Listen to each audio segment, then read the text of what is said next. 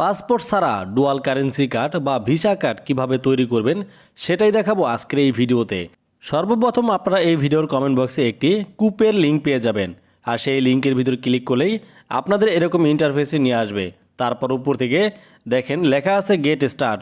আপনারা যদি এখানে গেট স্টার্ট এখানে ক্লিক করে দেন তাহলে কিন্তু আপনাদের পরবর্তী ধাপে নিয়ে যাবে।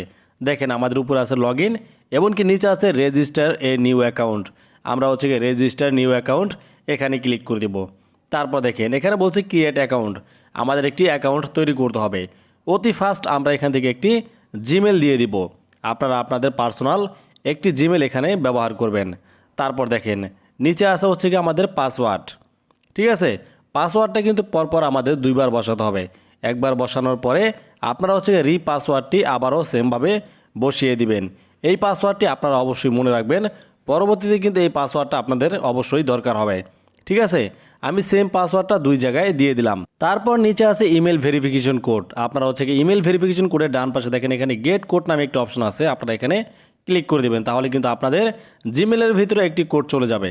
তারপর আছে please enter the invitation code. Invitation কোডটা আপনারা কোথায় পাবেন? এই যে আমাদের দেখেন ভিডিওর উপরে কিন্তু ইনভাইটেশন কোডটা আমরা এখানে দিয়ে রাখছি। ঠিক আছে, এটা অবশ্যই ব্যবহার করবেন, তাহলে কিন্তু আপনাদের এক্সট্রা একটা ফ্যাসিলিটি আপনারা পেয়ে যাবেন।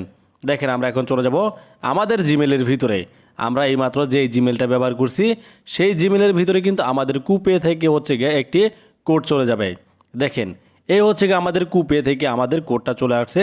আমরা জাস্ট এই কোডটাকে এখান থেকে কপি করে নিয়ে এখানে এই যে জিমেল ভেরিফিকেশন এখানে বসিয়ে দিব। তারপর দেখেন সেমভাবে আমাদের এখন ইমেল এবং পাসওয়ার্ড দিয়ে এখানে লগ ইন করতে হবে। একটু আগে আপনি যেই জিমেলটা ব্যবহার করছেন এমনকি যেই পাসওয়ার্ডটা ব্যবহার করছেন সেটা এখানে বসিয়ে দিবেন। দেখেন আমি আমার ইমেলটা এখানে বসিয়ে দিলাম। তারপর পাসওয়ার্ড, এই পাসওয়ার্ডটা আপনি কিছুক্ষণ আগে যে পাসওয়ার্ডটা দিয়েছেন সেই পাসওয়ার্ডটা কিন্তু এখানে আপনি ব্যবহার করবেন। দেখেন আমি আমার পাসওয়ার্ডটা এখন দিয়ে দিব। পাসওয়ার্ডটা দেওয়া হয়ে গেলে এখান থেকে আপনারা এই যে লগ ইন দেখতেছেন, লগ ইনের উপরে ক্লিক করে দিবেন, তাহলে কিন্তু আপনাদের একটি অ্যাকাউন্ট খোলা হয়ে যাবে। দেখেন আমাদের প্রথম ধাপ কিন্তু এখান থেকে শেষ। আমাদের হচ্ছে কুপে একটি অ্যাকাউন্ট খোলা হয়ে গেছে, কিন্তু এখানে কিন্তু কাজ এখনও বাকি আছে। যেহেতু আমরা একটি কার্ড নিব, ঠিক আছে, সেই ক্ষেত্রে কিন্তু আমাদের এখনও কার্ডটি নেওয়া হয়নি। দেখেন এখানে কার্ডটি নেওয়ার জন্য কিন্তু অতি ফার্স্ট আমাদের $10 এখানে রিচার্জ করতে হবে। তবে এখানে একটা কথা আছে, এই যে $10 সেই $10 কিন্তু আপনাদের কার্ডের ভিতরে আপনারা পেয়ে যাবেন, কোনো সমস্যা নেই। দেখেন তারপর এখানে আমাদের বাম কর্নার আছে রিচার্জ লেখা। আমরা কি করব, জাস্ট রিচার্জের উপরে ক্লিক করে দিব। তারপর দেখেন উপরে হচ্ছে আমাদের এখানে ইউএসডিটি আনতে হবে। ঠিক আছে, এখানে দেখেন ক্রিয়েট রিচার্জ অর্ডার। তো এখানে কিন্তু মিনিমাম হচ্ছে $5 আনা যায়, $5 কম কিন্তু আপনারা আনতে পারবেন না। এখানে আপনারা $10 আনলেই হবে। ঠিক আছে, যখন কিনা আপনাদের $10 চলে আসবে এখানে দেখেন কার্ড নামে একটা অপশন আছে, আমরা এখানে কার্ডের উপরে ক্লিক করে দেব। দেখেন যখন কিনা আমরা কার্ডের উপরে ক্লিক করে দিলাম এখানে কি বলতেছে, এখানে উপরে ভালোভাবে একটু লক্ষ্য রাখলে আপনারা কিন্তু বুঝতে পারবেন 10 ইউএসডি এখানে বলতেছে 10 ইউএসডি করার জন্য। তো সেই ক্ষেত্রে আমরা কিন্তু এখানে ইউএসডিটি আনছি, বাট আমাদের এখন সোয়াপ করে আমাদের হচ্ছে ইউএসডিতে নেওয়া লাগবে। সেই ক্ষেত্রে আমরা কিভাবে নিব, আমরা আবারও হোম অপশনে চলে যাব।